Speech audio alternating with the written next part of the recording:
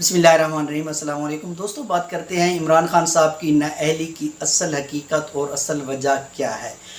5 अगस्त 2023 को इस्लामाबाद की district and session court के एडिशनल सेशन जज हुमायूं दिलावर साहब ने इमरान खान साहब को तोशाखाना फौजदारी केस में आइन के आर्टिकल 63(1)(f) के तहत 5 साल के लिए नाअहल, 3 साल की सज़ा और 1 लाख रुपए जुर्माना ऐद किया है। इमरान खान साहब के खिलाफ तोशाखाना का जो रेफरेंस है, ये रुकन कौमी असम्बली मोहसन नवाज़ रांझा साहब ने, जो मुस्लिम लीग के रुकन कौमी असम्बली थे, उन्होंने स्पीकर के पास एक रेफरेंस दायर किया था जिसमें दावा किया गया था कि इमरान खान साहब ने तोशाखाना से कुछ तहफ़ लिए हैं, मगर इलेक्शन कमीशन में जमा कराए गए सालाना गोशवारों में असासा जात के जो गोशवारे हैं उनमें इन तहफ़ को ज़हर नहीं किया गया, लिहाजा इमरान खान साहब को नाअहल करार दिया। इमरान खान साहब ने अपने दौरे हुकूमत में मुख्तलिफ ममालिक से दिए गए जो तहफ़ थे उनमें से तोशाखाना से 58 यानी कि 58 तहफ़ हासिल किए थे।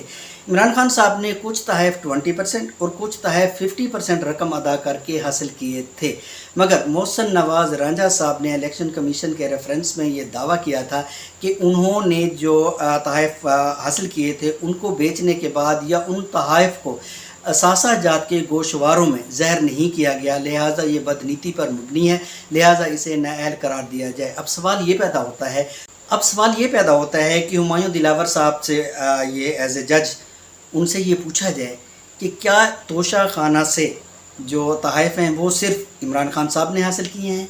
क्या इससे पहले जो प्राइम मिनिस्टर थे, जो वज़ीर आज़म थे, क्या उन्होंने भी तोशाखाना से कोई तहफ़ वगैरह हासिल किए थे? अगर किए थे तो क्या कभी उनको सज़ा हुई है? अगर उनको नहीं हुई तो फिर इमरान खान साहब को सज़ा किस बात पे हुई है?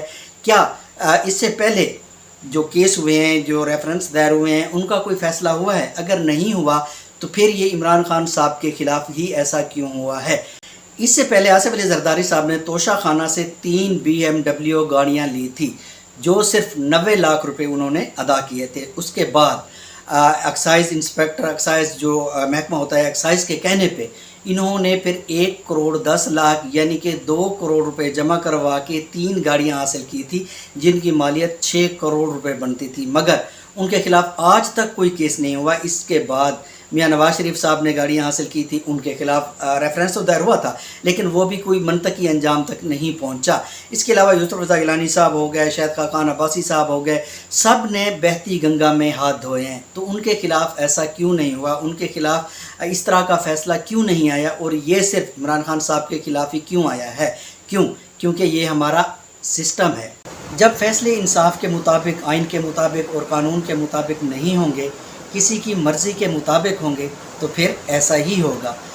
उसकी एक मिसाल ये भी है कि मियां नवाज शरीफ साहब को पानामा के अंदर जब सज़ा हुई थी तो उसमें पानामा पेपर के अंदर, पानामा लीक्स के अंदर पाकिस्तान के 435 लोगों के नाम आए थे, मगर सज़ा सिर्फ नवाज शरीफ साहब को हुई थी और वो भी किसी की मर्ज़ी से हुई थी। सेम इसी तरह बाकी वज़ीर आज़म साहब जो थे उन्होंने भी तोशाखाना से तहफ़ हासिल किए हैं, लेकिन ये नज़ला, ये कानून, ये इंसाफ सिर्फ इमरान खान साहब पर ही लागू हुआ है, इमरान खान साहब को ही सज़ा हुई है।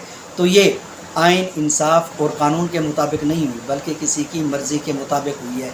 जब फ़ैसले किसी की मर्ज़ी के मुताबिक होंगे तो वो हमारे सिस्टम, अदलिया का जो सिस्टम है, इंसाफ का जो सिस्टम है, उसके मुँह पर एक कालक है, उसके मुँह पर एक दाग है, उसके मुँह पर एक धब्बा है। अब सवाल ये पैदा होता है कि इमरान खान साहब को सज़ा, नाअहली और जुर्माने के बाद क्या होगा? क्या इमरान खान साहब की सियासत ख़त्म हो जाएगी? नहीं, ऐसा नहीं होगा।